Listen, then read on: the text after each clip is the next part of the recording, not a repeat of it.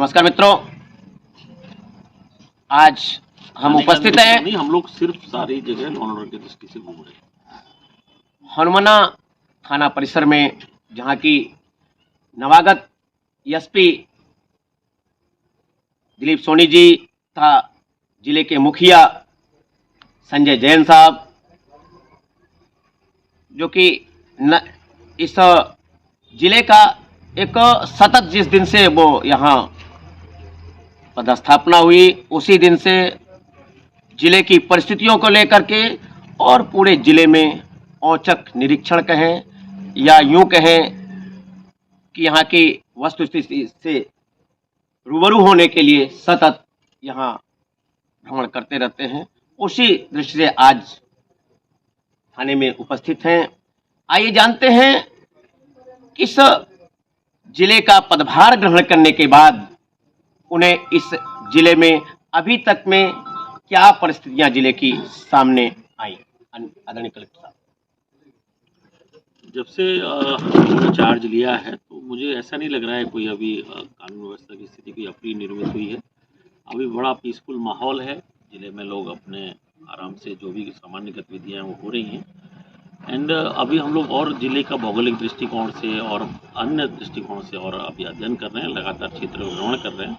काफ़ी क्षेत्र हम लोगों ने साथ में, मैंने और एसपी साहब ने देख लिया है, और जहाँ जो समस्या होगी हम लोग उसका मौके पे भी निराकरण करेंगे, ऑफिस में भी जाकर निराकरण कर रहे हैं। एंड अभी यहाँ जो मेन मुझे समझ में आया है कि यहाँ राजस्व से संबंधित, रोड से संबंधित, माइन से संबंधित एंड अन्य कई प्रकार की समस्या यहाँ देखने में आ रही है। तो अभी चूंकि हम लोग अभी नए अभी आए हैं, तो इसका हम जो भी शिकायतें आएंगी हम परीक्षण करके उसका तत्काल निराकरण करेंगे और ये कोशिश करेंगे कि जो भी विकास योजनाएं शासन से चल रही हैं उनका क्रियान्वयन बिल्कुल ईमानदारी, निष्पक्षता से हो और आमजन को तुरंत उसका लाभ मिले। आदरणीय कलेक्टर साहब, आपने अभी माइनिंग की बात कही और राजस्व की बात कही। माइनिंग यहाँ एक लंबे अरसे से मांग उठती रही है। यहाँ बहुत बड़े क्षेत्र में जो पटिया पत्थर की खदान चलती है, विश्व स्तर की यहाँ कई मतलब कि जो स्टोन निकलते हैं, जो हरे टाइप का, जो इस्लामिक कंट्रीज में उनके बहुत बड़े महंगे दाम होते हैं, बट यहाँ एक जनरल रेट में बिकता है। इस विषय में क्या आप कार्रवाई करेंगे? इसको हम लोग स्वयं पहले तो स्थल निरीक्षण करेंगे इसका, और आपके माध्यम से ही आज मुझे पता चला कि यहाँ कोई हरी सीमेंट की या हरी चीप हरी चीप यहाँ निकल रही है। तो इसका हम एक बार देखेंगे, और अगर लगता है कि ये अन्य जिलों में ये नहीं है या सिर्फ यहाँ है, तो उसके लिए फिर हम शासन स्तर से कुछ इसमें अच्छा कोई अपना उपयोग करेंगे। इनके जो चीपें निकालने की खदानें हैं, यहाँ अवैध खदानें काफ़ी लंबी अरसे से चल रही हैं। एक खदान का लीज बनवा करके लोग 10-10, 15-15, 20-20 खदानें चला रहे हैं, और इस पे काफ़ी कई बार हम लोगों ने मीडिया के माध्यम से भी इस बात को उठाई, लेकिन जिस प्रकार से कार्रवाई होनी चाहिए वो अभी तक नहीं हो पा रही है। इसके लिए हम टीम गठित कर रहे हैं, राजस्व और पुलिस की संयुक्त टीम गठित करेंगे और हम कार्रवाई करेंगे। लगातार हम छापामार कार्रवाई करेंगे, आगे आपको रिजल्ट देखने मिलेगा। सर, उसके साथ ही यहाँ क्रेशर, काफ़ी क्रेशर भी इसी प्रकार के अवैध संचालित हैं। लोग उत्तर प्रदेश और बिहार, राजस्थान कहाँ करके आकर के और एक एक क्रेशर की लीज बनवा करके 10-10 चला रहे हैं। उस विषय में क्या आपको संज्ञान है? वो जो हम संयुक्त दल बनाएंगे उसमें सारी चीज़ें, क्रेशर और जो कभी कहीं भी अवैध उत्खनन या माइनिंग हो रही होगी, वो सारी चीज़ों पे उस पर हम कार्रवाई करेंगे। सभी चीज़ें उसमें शामिल हो जाएंगी। सर, अभी राजस्व की बात आपने कही। इस जिले में कुछ एरिया ऐसी है जहाँ हीरे की एक भंडार हीरे का मिला है, और उस विषय में नवागत कलेक्टर जब जैसे ही जिला बना, आदरणीय अजय श्रीवास्तव जी से भी मैंने इस विषय को उठाया था प्रथम मुलाकात में ही। आपसे भी पुनः उठा रहा हूं, लेकिन अभी तक कोई कार्रवाई नहीं हुई। क्या कदम उठाएंगे आप? ये अभी जस्ट आपने मुझे 2 मिनट पहले ही बताया है, मुझे ऐसा कोई अभी किसी ने फीडबैक नहीं दिया, ना कोई जानकारी मिली है।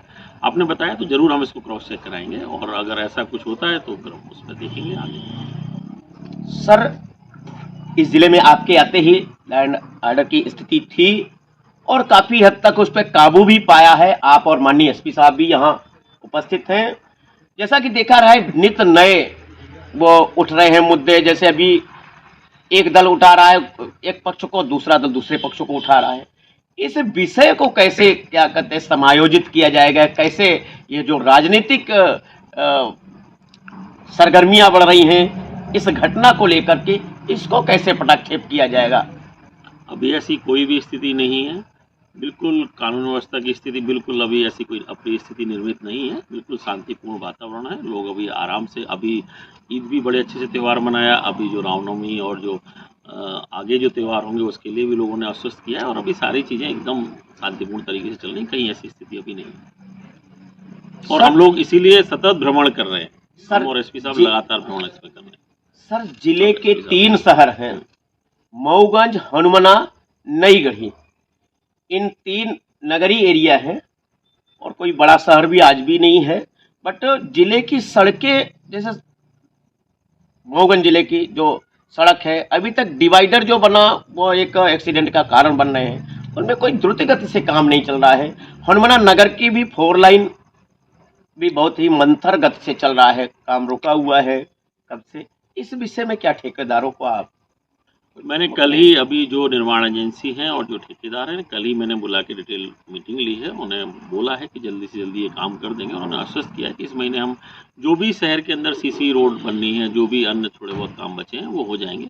बाकी मैं देख रहा हूँ कि यहाँ हम लोगों ने काफ़ी ज़िले का भ्रमण किया है, तो मुझे रोडें अच्छी दिख रही हैं। मेन रोड यहाँ काफ़ी अच्छी लगी है, और जो रूरल PMGSY की रोड है और जो अन्य रोड हैं वो भी काफ़ी अच्छी हैं। शहर की रोड में कुछ अभी जो अतिक्रमण जो हटाया गया है, तो वो भी उसमें रोड बनना शेष है। तो ये 1 महीने के अंदर मुझे लग रहा है, उन्होंने आश्वस्त किया कि 1 महीने बन जाएंगी, तो हो सकता है कि बन जाएंगी 1 महीने। लास्ट क्वेश्चन सर, यहाँ से 30 किलोमीटर दूर पर सीधी जिले में सोन नदी का पुल 3 वर्षों से टूटा हुआ है और लोग यहाँ से घूम करके और सीधी और सिंगरौली की यात्रा करते हैं। काफ़ी परेशानी का सामना करना पड़ रहा है, लेकिन इस विषय में और टोल टैक्स बकायदा जारी है। टोल टैक्स यहाँ से जो लिया जा रहा है, और उसके बावजूद जबकि 65 किलोमीटर के पहले टोल टैक्स लेने का वो नहीं है, और 30 किलोमीटर वो टूटने के बावजूद टोल टैक्स जारी है। इस विषय में क्या कहेंगे? इसको मैं दिखवाता हूँ। अभी मैं और पुल के निर्माण को लेकर के पुल का निर्माण में हम लोग स्वयं उसका स्थल निरीक्षण करेंगे। अगर ऐसा कहीं होगा तो उस पर जो भी वर्किंग एजेंसी होगी उससे हम ये काम पूरा कराएंगे। सर, क्या संदेश देना चाहेंगे जिले वासियों को हमारे चैनल के माध्यम से? संदेश यही है कि अमन चैन से रहें। कहीं कोई ऐसी स्थिति नहीं है, जैसा कि पहले आपने कहा कि ऐसा लॉ एंड ऑर्डर का वातावरण था, ऐसा कहीं भी नहीं है। अभी शांतिपूर्ण सारी स्थिति अंडर कंट्रोल है। कहीं कुछ भी ऐसी सिचुएशन नहीं है। अपना आराम से रहें और आराम से जो भी आगे त्यौहार हैं उनको हर्षोल्लास के साथ मनाएं। Thank you. आदरणीय एसपी साहब, पहले तो आपको इस जिले की कमान संभालने पर और विषम परिस्थितियों में संभाल करके और उन्हें कंट्रोल में लाने की मैं बधाई देता हूं। सर, आप इस जिले की कमान संभालने के बाद आपको इस जिले की वस्तुस्थिति कैसी लगी? यहाँ की स्थिति बहुत सामान्य है, जैसा कि मैंने अभी कलेक्टर साहब ने भी बताया कि सब कुछ यहाँ सामान्य है। कुछ मुद्दे हैं जो कि पुलिस के लिए एक चुनौती है, जैसे इसमें मुझे लगता है कि जो नशे की एक समस्या है, इंटर स्टेट बॉर्डर होने के कारण, जो जहाँ पर कफ सिरप का काफ़ी प्रचलन है, उस पर हम लगातार कार्रवाई कर रहे हैं और हमारी टीमें लगातार एक्टिव हैं। और हाल ही में हमने कई लोगों को पकड़ा भी है और आगे भी पकड़ते रहेंगे। हम जनता को आश्वस्त करते हैं कि इस ज़िले से जो है वो नशे की समस्या को हम बिल्कुल समूल नष्ट करेंगे। सर, नशे की आपने बात कही, नशे की खेप पकड़ी भी जा रही है और इतना सख्त कानून भी है कि उसमें 6-6 महीने जेल हो रही है। इसके बावजूद आखिर इस पर रोक क्यों नहीं लग रही है? क्या रीजन है?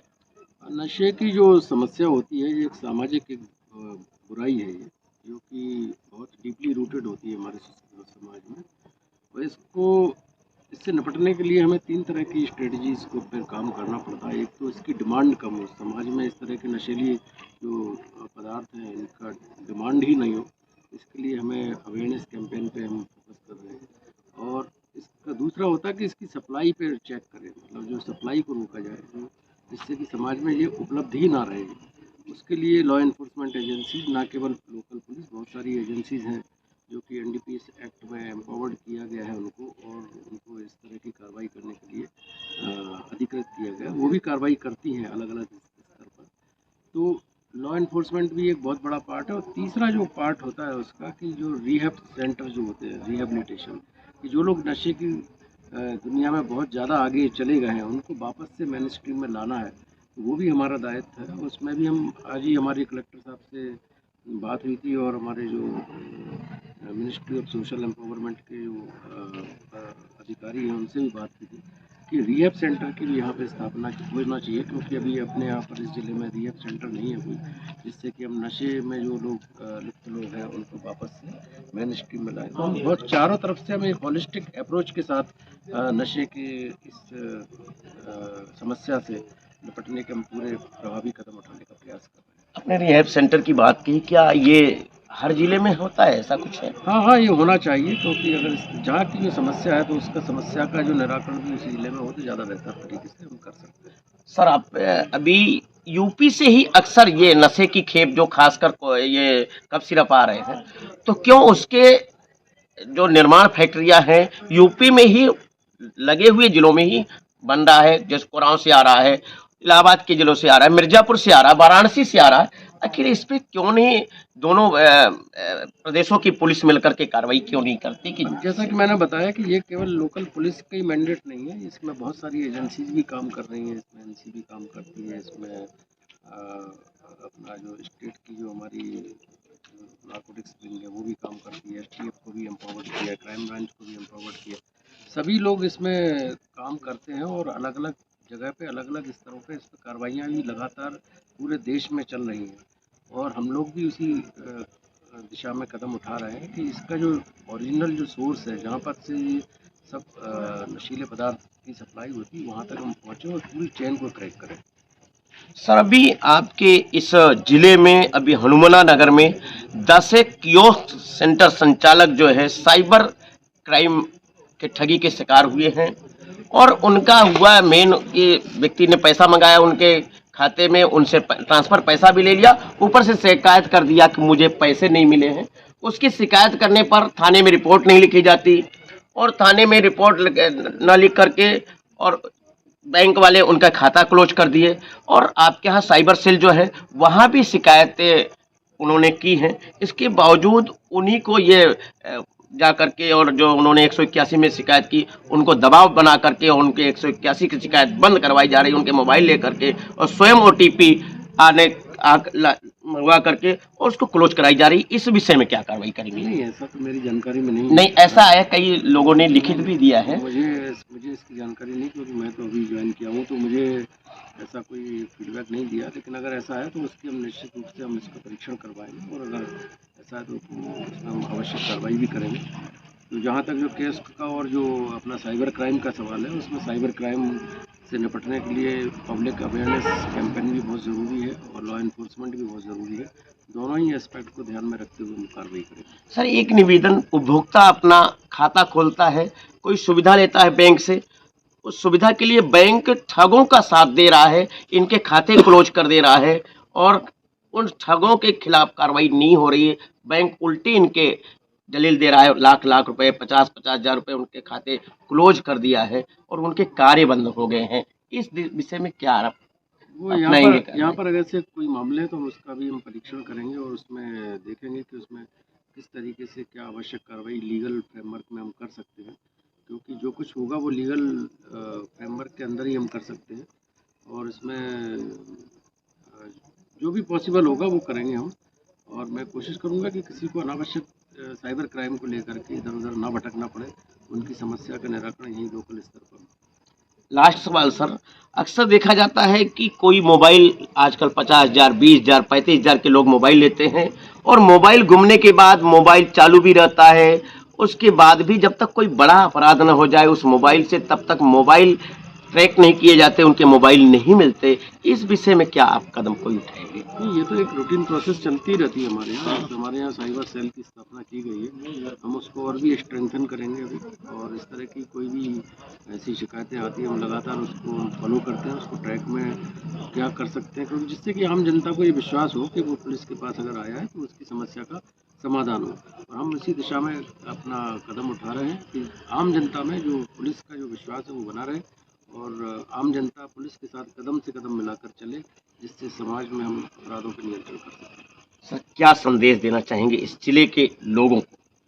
जिले के लोग बहुत अच्छे हैं और मैं तो यही संदेश देना चाहता हूँ कि पुलिस के साथ और प्रशासन के साथ चल करके हम आपस में मिल करके एक बेहतर समाज की एक जो संकल्पना है उसको हम साकार साबित कर सकते हैं।